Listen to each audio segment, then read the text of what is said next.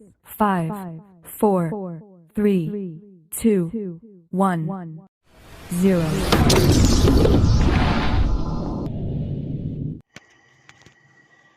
Selamat pagi anak-anak semua, salam sehat untuk kita semua. Oke anak-anak, hari ini kita masuk ke pembelajaran tema 2 tentang menyayangi hewan dan tumbuhan di subtema 3, yaitu tentang menyayangi tumbuhan. Oke, sebelum kita masuk ke pembelajaran, tidak lupa kita berdoa terlebih dahulu. Yuk kita mau berdoa, sikap berdoa, lipat tangannya, tutup matanya. Kita berdoa sesuai keyakinan kita masing-masing. Berdoa, mulai.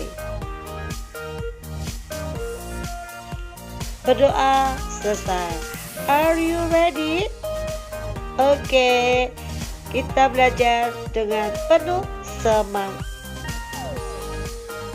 Anak-anak, kita harus saling menyayangi sesama manusia. Selain itu, kita juga harus menyayangi tumbuhan. Tumbuhan telah memberikan banyak manfaat kepada manusia. Perbuatan menyayangi tumbuhan merupakan salah satu bentuk syukur kita kepada Tuhan. Apa yang harus kita lakukan untuk menjaga kelangsungan hidup tumbuhan? Yes, good job.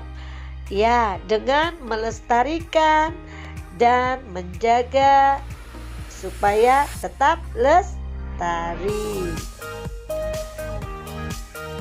Siti sangat senang dengan bunga melati. Siti membeli bibit bunga melati. Dia ingin menanamnya di dalam pot. Siti belum tahu cara menanam bunga melati. Siti pergi ke perpustakaan sekolah. Di sana dia menemukan buku yang dibutuhkan. Buku tentang cara menanam melati di dalam pot. Nah, Siti membaca petunjuk perawatan melati ya, tentang memelihara bunga melati. Di antaranya yaitu 1. Siapkan pecahan batu bata merah atau pecahan genting. Susun di dasar pot. 2. Campurkan pasir, tanah, dan pupuk kandang masing-masing dengan bagian yang sama. Isikan pada 1/3 bagian pot. Letakkan di atas lapisan pecahan batu bata merah atau genting. Nah, selanjutnya 3. Masukkan bibit melati. Sisakan media lama yang masih menempel.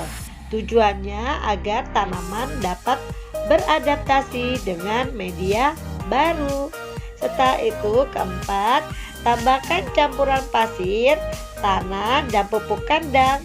Jangan diisi pot sampai penuh. Sisakan 2 cm dari bibit pot untuk memudahkan penyiraman. 5. Pastikan tanaman dapat berdiri kokoh. 6. Siram tanaman dengan air secukupnya. 7. Bersihkan bagian luar pot dari kotoran. 8. Letakkan pot di tempat yang diinginkan. Nah, dari yang Siti baca tadi, yuk kita buat tanda centang atau checklist di dalam kotak bila kalimat-kalimat di bawah ini sesuai dengan petunjuk perawatan tanaman melati. Ya, nomor 1, batu bata merah dan pecahan genting diletakkan di dasar pot. Betul atau tidak? Ya, sesuai ya, berarti kita centang. 2, pasir, tanah, dan pupuk kandang digunakan sebagai media tanam. Ya, betul, kita centang. 3, pupuk kandang harus dicampur lebih banyak daripada tanah dan pasir. Tadi ada petunjuk seperti itu tidak? Ya, tidak ada, berarti kita tidak usah centang. Yang 4, campuran pasir, tanah, dan pupuk kandang diisikan ke dalam pot sampai penuh. Iya atau tidak? Ada tidak?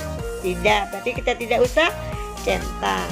Yang berikutnya, kelima, media lama dibiarkan tersisa pada akar bibit melati. Tadi ada petunjuk perawatannya? Ya, dicentang berarti. Nomor 6, kita harus memastikan tanaman melati berdiri dengan kokoh. Ada tadi di petunjuk perawatan? Ada, berarti kita centang. Siram tanaman melati dengan air sebanyak-banyaknya. Oh tidak, itu tidak ada di petunjuk perawatan. Nomor 8, jadi kita tidak usah centang ya. Nomor 8, sebelum diletakkan di tempat yang diinginkan, bagian luar pot harus dibersihkan. Ya, itu ada di petunjuk perawatan tanaman melati. Di sekolah Siti ditanam pohon sirih. Sirih adalah tanaman yang tumbuh merambat. Daunnya berbentuk jantung dengan ujung daun runcing. Panjang daun sirih sekitar 5-8 cm dan lebar 2-3 cm. Jika daunnya diremas akan mengeluarkan bau khas. Siti dan teman-temannya akan mengukur panjang pohon sirih. Sebelum mengukur pohon sirih, Siti dan teman-temannya belajar tentang garis bilangan. Yuk kita belajar tentang garis bilangan. Anak-anak, yuk kita amati bersama garis bilangan di bawah ini. Garis bilangan dimulai dari angka 0. Setelah angka 0, secara berurutan angkanya, yaitu habis 0 apa? Setelah 0, 1, 2, 3, dan seterusnya. Sesuai apa yang kalian akan buat atau perlukan garis bilangannya. Bisa 0 sampai 10 atau 0 sampai 15, ya sesuai apa yang akan kalian buat. Nah anak-anak, kalian tulis angkanya yang seharusnya angka menempati huruf pada garis bilangan di bawah ini.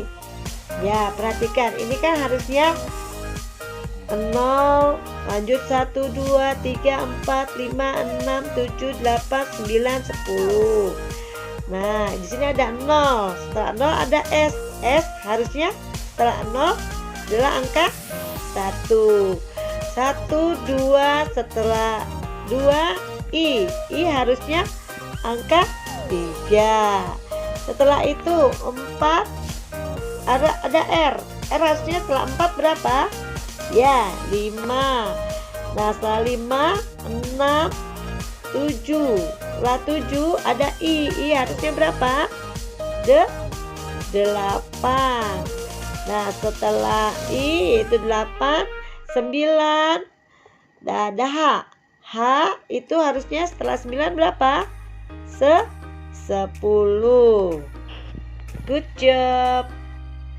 Anak-anak perhatikan contoh berikut. Pohon sirih yang baru ditanam berada di posisi A atau pada angka 0. Setelah beberapa waktu, panjang pohon sirih ada di posisi B, yaitu pada angka 2. Ya, dari posisi A ke posisi B. Ya, dari posisi A menjadi posisi B berpindah 2 satuan dari 0 ke 2.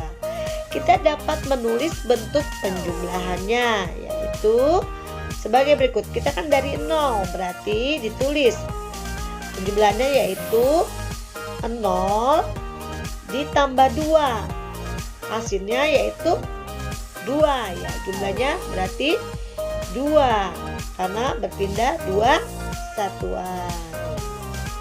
Anak-anak punya contoh lagi, yaitu selesaikanlah penjumlahan di bawah ini menggunakan garis bilangan. Nomor 1, 5 ditambah 2 sama dengan, ya kita buat dulu garis bilangan 0 sampai 10. Ini 5 ditambah 2, 5. Dari 0 kita bikin lengkungan sampai ke angka 5. Ya ini adalah awalnya yaitu di A.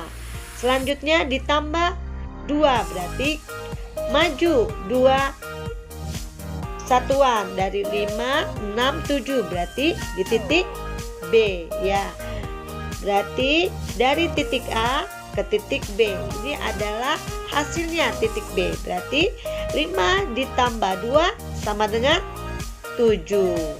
Nah, nanti kalian mencoba ya membuat garis bilangan di rumah. Selanjutnya yaitu Siti sedang membantu ibu merapikan lemari baju. Di lemari ada beberapa kain batik milik ibu. Siti memperhatikan motif yang ada dalam kain batik. Ada bermacam motif daun dan bunga. Siti sangat tertarik dengan motif daun dan bunga.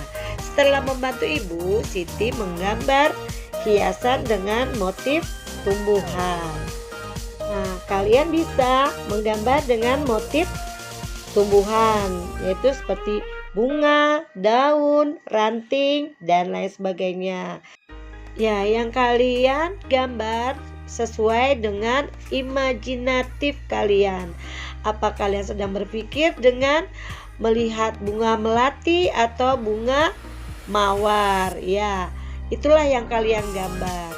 Setelah kalian menggambar, bisa diberikan warna dengan menggunakan pensil warna, krayon, atau spidol. Tentunya hasilnya akan berbeda-beda. Kalau pensil warna kalian akan lebih tipis ya. Sedangkan kalau pakai krayon agak tebal dan agak kasar. Kalau kalian menggunakan spidol tebal tetapi halus. Nanti ada lagi bisa menggunakan cat air. Nah, itu adalah contoh-contohnya. Kalian bisa coba di rumah ya. Hutan bakau si sabuk hijau pelindung pantai. Ya, ini adalah sebutan dari hutan bakau. Anak-anak kelas 3 berkunjung ke hutan bakau. Mereka akan mempelajari perawatan dan pelestarian hutan bakau. Orang-orang sering menyebut hutan bakau sebagai sabuk hijau. Artinya kawasan hijau yang tumbuh di garis pantai. Hutan bakau melindungi garis pantai dari pengikisan. Hutan bakau juga meredam gelombang besar termasuk tsunami. Diperlukan kerjasama warga sekitar untuk menjaga pertumbuhan hutan bakau.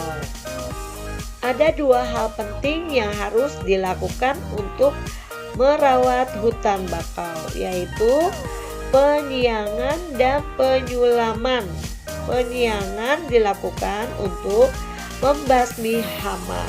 Adapun penyulaman adalah penggantian pohon bakau yang mati. Pohon yang mati diganti dengan bibit atau pohon bakau lain yang seumur. Tujuannya agar pohon-pohon bakau dapat tumbuh secara seragam. Pohon-pohon bakau yang telah ditanam mesti dijaga pertumbuhannya.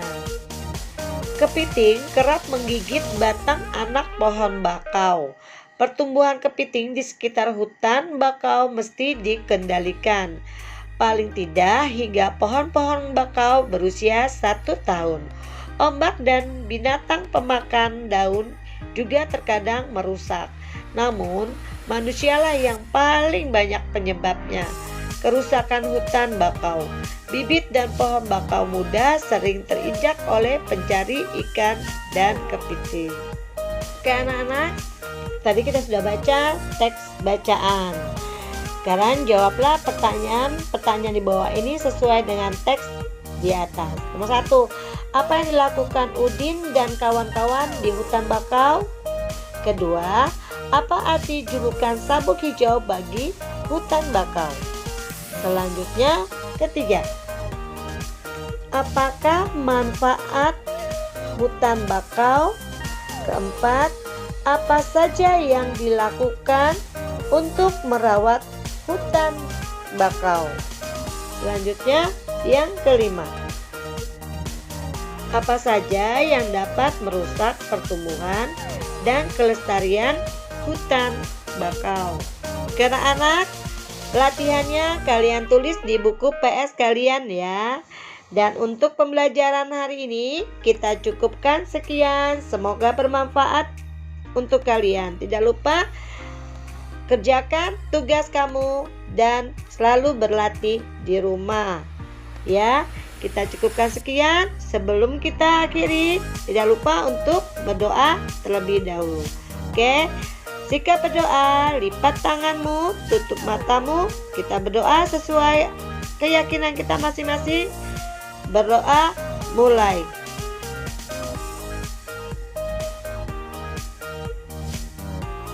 Berdoa selesai. Oke anak-anak, untuk pembelajaran hari ini Miss cukupkan sekian. Tidak lupa untuk belajar dan berlatih di rumah. Oke, see you tomorrow. Bye.